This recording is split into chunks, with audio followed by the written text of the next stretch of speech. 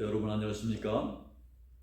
2020년 11월 15일 청년소망교회 주일예배 또 추수감사 주일예배 시작하도록 하겠습니다. 먼저 성경 봉독하겠습니다. 야고보서 1장 17절에서 18절 말씀입니다. 온갖 좋은 은사와 온전한 선물이 다 위로부터 빛들의 아버지로부터 내려오나니 그는 벼람도 없으시고 회전하는 그림자도 없으시니라. 그가 그 피조물 중에 우리로 한 첫 열매가 되게 하시려고 자기의 뜻을 따라 진리의 말씀으로 우리를 낳으셨느니라. 아멘.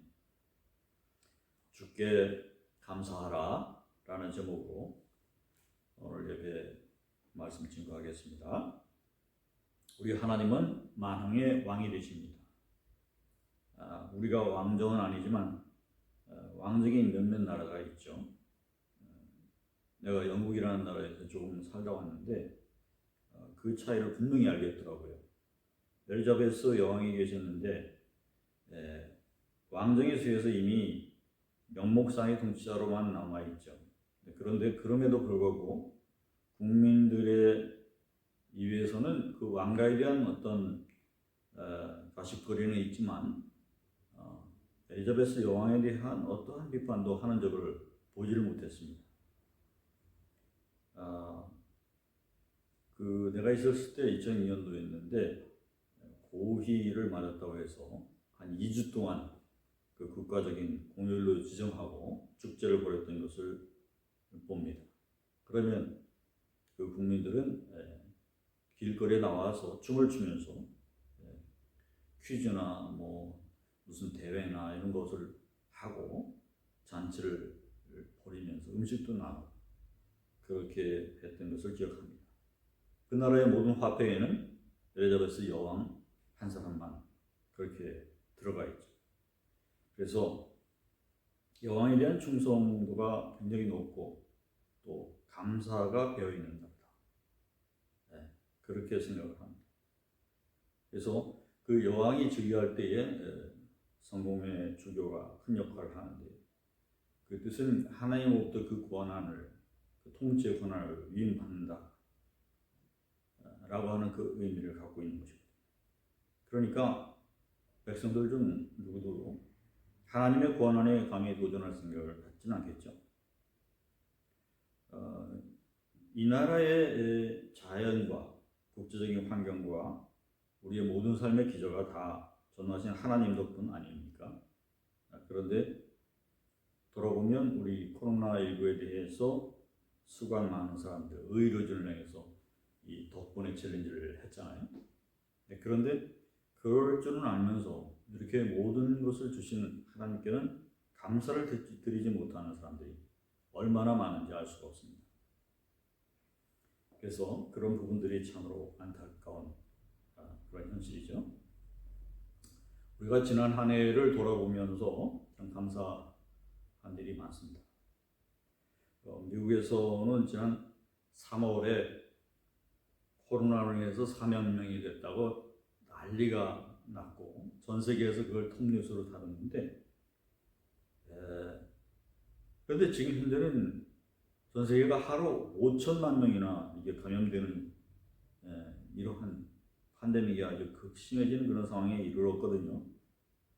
그런데도 불구하고 우리의 사고가 조금 무뎌져서 그때보다는 보도가 심하지 않습니다. 그래서 무엇이 달라진 것인가? 바로 우리의 경각심과 두려움이 달라진 거죠. 약해진 것이죠. 우리 감사도 그렇습니다. 내게 어떠한 작은 일이 벌어져서 내게 큰 어떤 이 변화가 일어났을 때 감사할 줄 알죠. 그렇지만 우리가 이렇게 매번 누리게 되는 이러한 감사한 조건에 대해서 우리가 진정 감사한 적이 있는가? 그렇지 않은 것 같아요.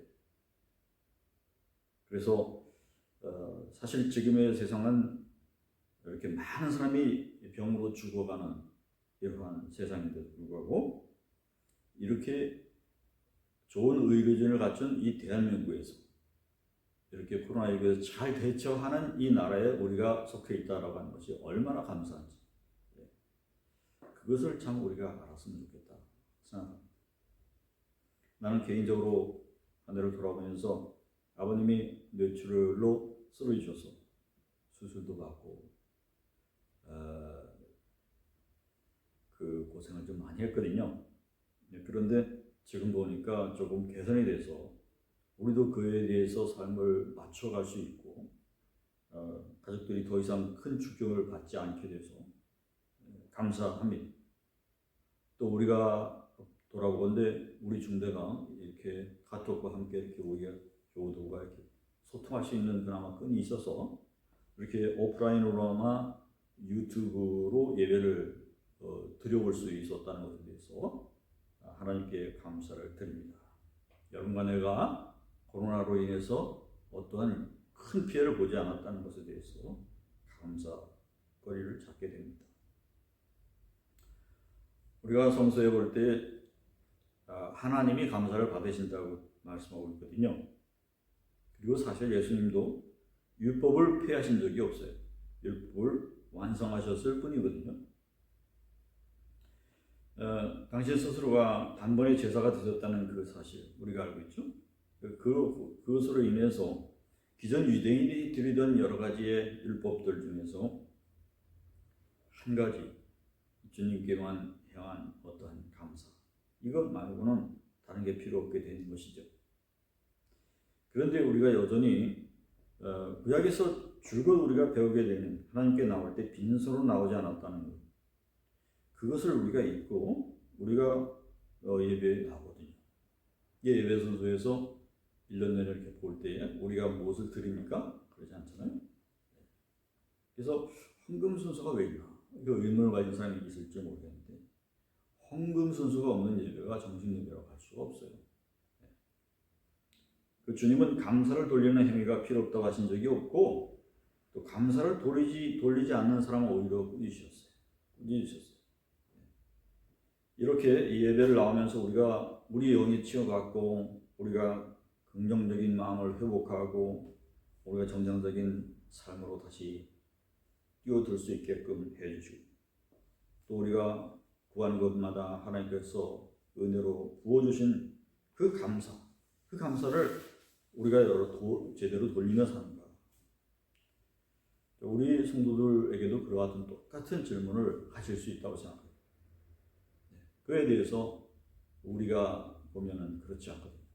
그래서 우리가 감사를 주님께 돌리는, 하나님께 돌리는 그러한 성도가 될 수 있기를 축원합니다. 오늘 우리가 함께 읽게 되어 있는 본문 누가복음 17장에 보게 되면 나병 환자를 볼 수 있는데 이 나병 환자를 예수님께서 치료하셨어요. 그 나병은 문둥병이고 우리나라에서는 그 한센병이라고 합니다. 그 당시에 인도에서 600년 전에 출현한 그 나병이 흔한 질병이었는데 기침을 통해서 사람 간에 전염이 되기도 하거든요. 그래서 어디서나 격리가 되어야 되는 무서운 병입니다. 그리고 낫지도 않죠. 지금도 치료가 된다 하더라도 원래 상태로 회복은 불가능해요. 그 병은 살을 썩게 하고 신경을 마비하게 만들어서 눈까지 그런 증상을 일으키죠. 그런데 예수님은 문둥병자들촌에 방문하셨던지 10명 모두를 만나서 정상적인 사람으로 치료를 해주셨어요. 그래서 이 손이라든지 발이라든지 썩어져서 떨어지고 살이 마비된 사람들이 고장나고 그것들이 막 땅으로 막 흘러내리거든요. 살들이. 그러한 사람들에게 정상적인 사람으로 돌아가게 하셨다. 그것도 단순간에. 이건 굉장한 기적이거든요. 그러니까 그 사람들에게 있어서는 살아있으나 사형선고가 내려진 그 상태인데 그것에서 우리 오늘날의 의학과학으로도 9개월, 10개월 걸려서 더 이상의 심한 증상이 일어나지 않도록 완화하는 작업을 거쳐서 그나마 병이 낫게 만드는 건데 그럼에도 불구하고 이미 고장난 것들은 어떻게 회복할 수가 없어요. 근데 예수님은 그렇게 안 하시고 단번에 그것을 치료토록 이제 제사장에서 가서 내 몸을 보여라. 내가 정상으로 돌아왔음을 보여라. 이렇게 하죠. 얼마나 대단합니까? 그리고 얼마나 대단한 감사가 이루어져야 될 것입니까? 그런데 여기에 말씀 보니까 예수께서 대답하여 이르시되 10사람이 다 깨끗함을 받지 아니하였느냐? 그 9은 어디에 있느냐? 다 이방인 외에 하나님께 영광을 돌리러 온 사람이 없느냐? 이렇게 하셨어요. 여러분 보기에도 다시 찾아와서 멀쩡한 모습을 이렇게 자랑 삼아 보여주고 그렇게 예수님께 정말 감사하다고 무릎을 조아리고 이렇게 해야 옳지 않습니까? 혹시 제사장의 이게 감사를 하나님 앞에 돌리고 말았을까요? 아무튼 간에 예수님은 항상 우리 주변에서 만날 수 있었는데 말입니다. 그 예수님은 그러한 그들의 태도를 보시면서 안타까워하셨다라고 우리가 보게 되는 것입니다. 그러면 여러분도 한번 생각해 보십시다. 우리가 어떠한 자세로 주님 앞에 나와야 옳습니까?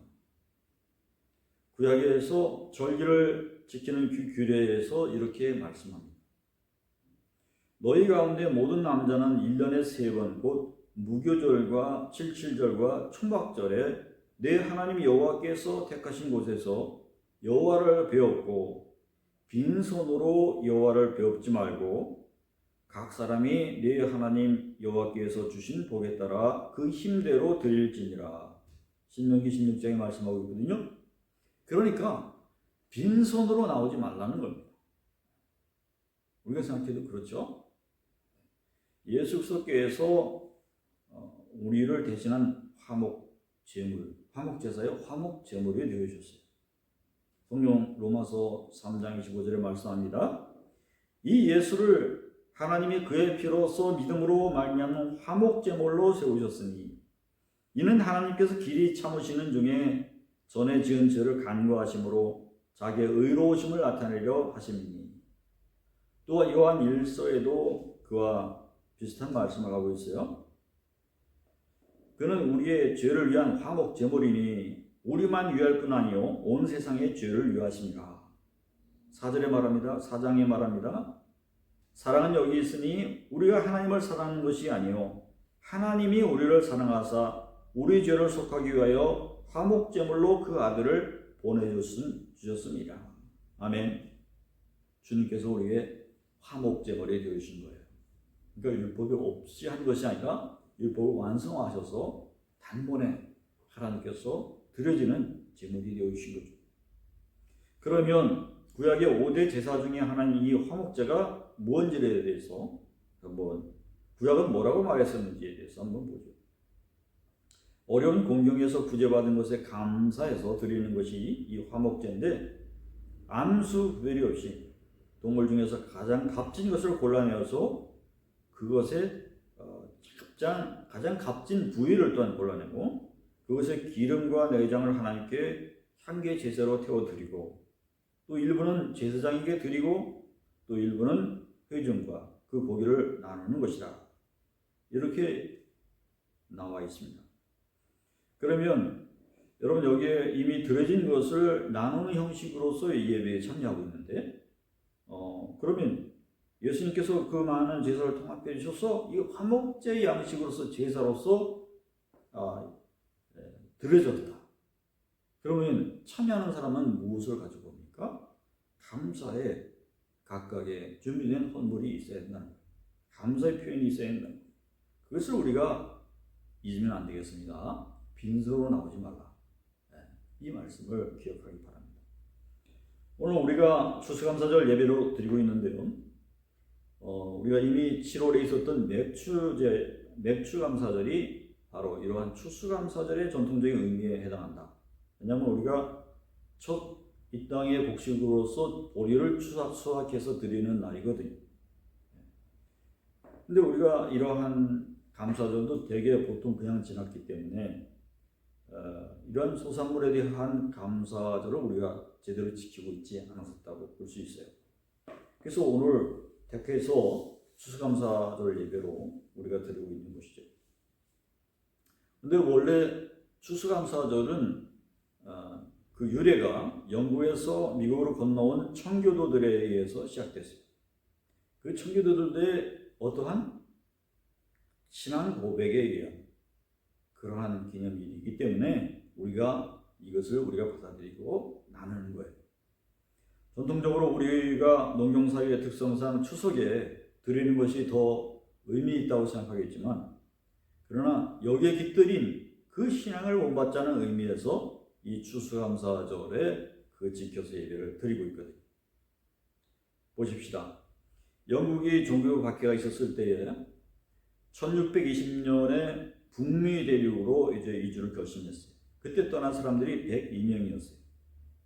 그리고 거기서 신앙을 지키고자 떠나서 대륙에 이제 정착해 살고자 온 것인데, 근데 그 첫 해에 엄청난 그 추위와 식량 부족과 또 질병과 그런 것들로 인해서 하루에 2-3명씩 죽어가 나왔어요. 그래서 이제 겨울이 지나고 보니까 절반이 죽어서 50명밖에 안 되는 거예요. 근데 그 일원으로 또 열심히 화무지를 또 개간을 해서 씨를 뿌리고 농작을 추수를 해서 첫 곡물을 얻어가지고 하나님께 감사를 드렸다는 거예요. 그것도 감사도 제대로. 첫째 날은 온종일 성경과 찬송만 부르고, 두 번째 날도 온전히 감사의 음식을 하나님께 또 우리 친지들과 함께 나누면서 그렇게 감사의 날을 보내고, 또 셋째 날은 이제는 인디언들까지 다 초대해서 이제 그 음식 나누는 그러한 행사를 가졌다는 거죠. 그래서 이것이 기초가 돼서 추수감사절이 되면 그때 먹었던 칠면조 고기 그리고 호박파이, 이것이 주가 된 추수감사절의 독특한 그러한 절기 감사가 이루어지고 있거든요. 구체적으로 보면 이 3일간에 무엇이 이루어졌는가를 다시 생각해 보면 신앙 부흥 축제가 이루어졌어요.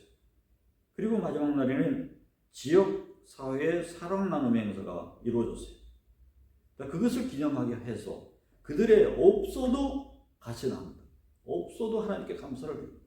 이러한 신앙의 유산을 간직하기 위해서 우리가 추수감사절 예배를 드리고 있거든요. 그렇게 볼 때에 우리나라도 어려운 두 전쟁을 치르지 않았습니까? 대동아 전쟁 때 우리가 많이 끌려갔고, 그리고 6.25 전쟁도 우리가 직접 겪었습니다. 그 전후 보릿고개를 겪으면서 우리가 극심하게 어려움을 지나지 않았습니까?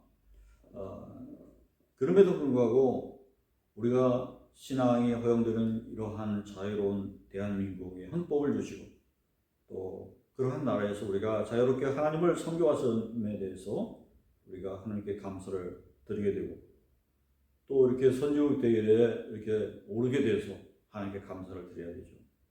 그리고 이 코로나 시대에 코로나의 피해를 제일 적게 받은 나라니까 또한 이에 대해서도 하나님께 감사를 드리고, 또 이 땅에 이렇게 아름다운 자연의 소산물을 우리에게 그대로 또한 나눌 수 있게 돼서 하나님께 감사를 드리고, 또 어쨌든지 우리가 비대면에서 이렇게 대면 예배로 전환되어서 이렇게 예배를 돌릴 수 있게 돼서 우리가 신앙인으로서 감사를 드려야 됩니다.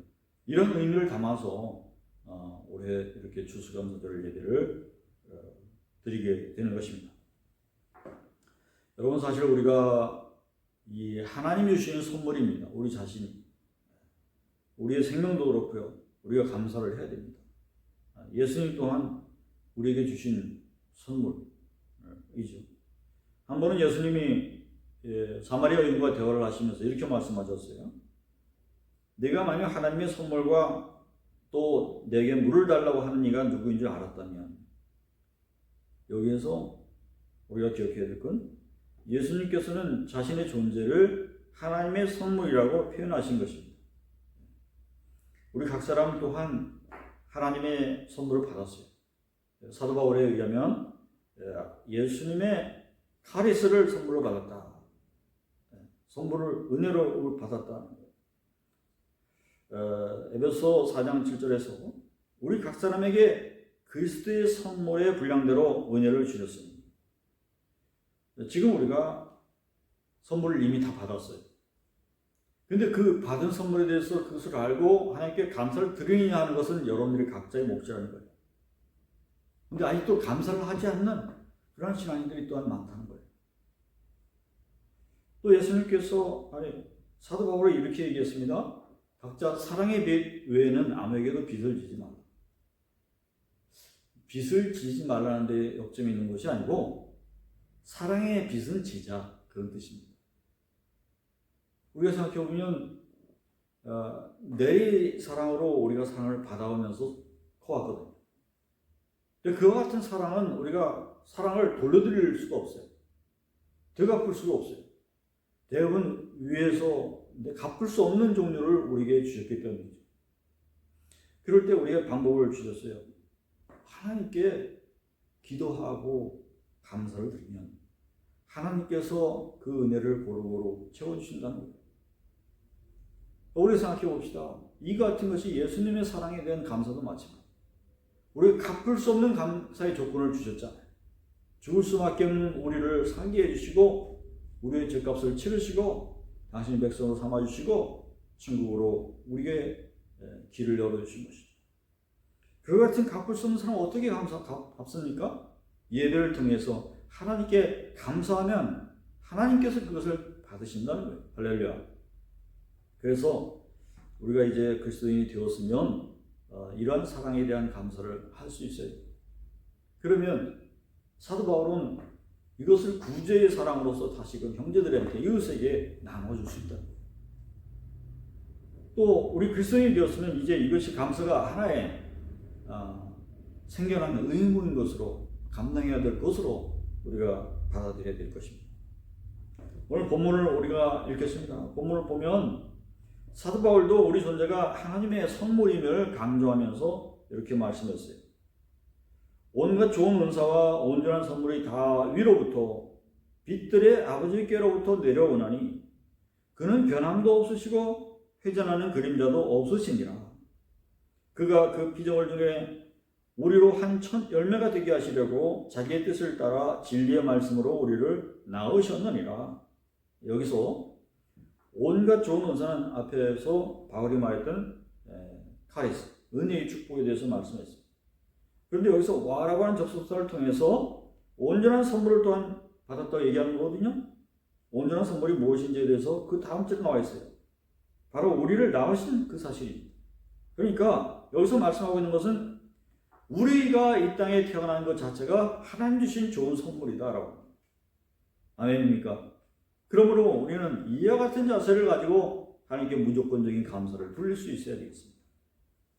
오늘 여러 가지 의미로 우리를 돌아볼 때에 감사가 부족하다라는 것을 말씀을 드렸습니다. 또 우리 추수감사절이라고 하는 것 자체가 농사에 대한 감사가 아닌 거예요. 그렇다면 농사분들만 감사하게요? 그런 것이 아니고 우리 신앙감사라고 하는 것을 분명히 깨달아야 됩니다. 때로 우리 신앙인들은 기본 감사로 하나님께 감사를 드려야 되고요.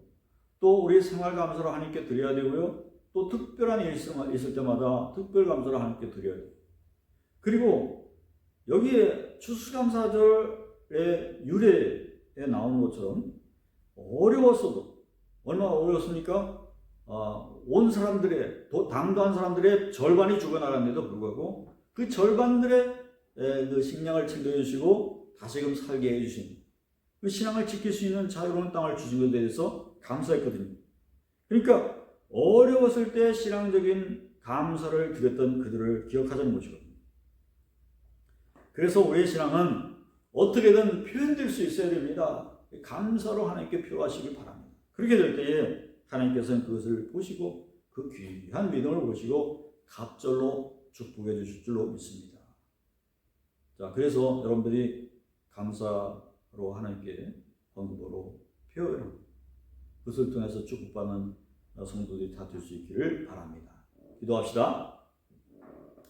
하나님 주시는 사랑 감사합니다. 오늘 한 해 코로나 시대를 겪으면서도 이 나라를 축복해 주시고 또 우리를 축복해 주셔서 이렇게 견디게 하심을 감사합니다. 이렇게 좋은 환경을 주시고 다시금 대면 예배로 이렇게 드릴 수 있는 여건을 만들어 주신 것을 감사합니다. 주여, 우리 오늘 주신 것처럼 우리가 부족했던 것을 깨달아서 우리가 감사하는 신앙인 회복하게 하여 주시옵소서. 주여, 우리가 군 복무하지만은 사회에서도 정말 어려움을 겪습니다. 우리가 군대에서 이러한 계기를 맞아서 우리가 군대 생활을 보내고 있지만 주여 똑같이 겪는 어려움이지만 같이 나누고 있는 이 현실 속에서 우리가 또한 감사를 드립니다. 아버지, 우리 대장님이신 이금종 집사님, 또 우리 사령관님이신 집사님께도 하나님께서 축복을 내려주시고 모든 아버지와 예하 부대들이 다 하나님의 축복 아래에서 잘 견뎌나가고 승리할 수 있도록 인도하여 주시고 우리 장병들을 다 일탈 없이 보낼 수 있도록 인도하여 주시옵소서. 모든 것 감사드렸고 예수님의 이름으로 간절히 기도했습니다. 아멘. 이제 축도하겠습니다. 이제는 우리 주 하나님의 크신 사랑하심과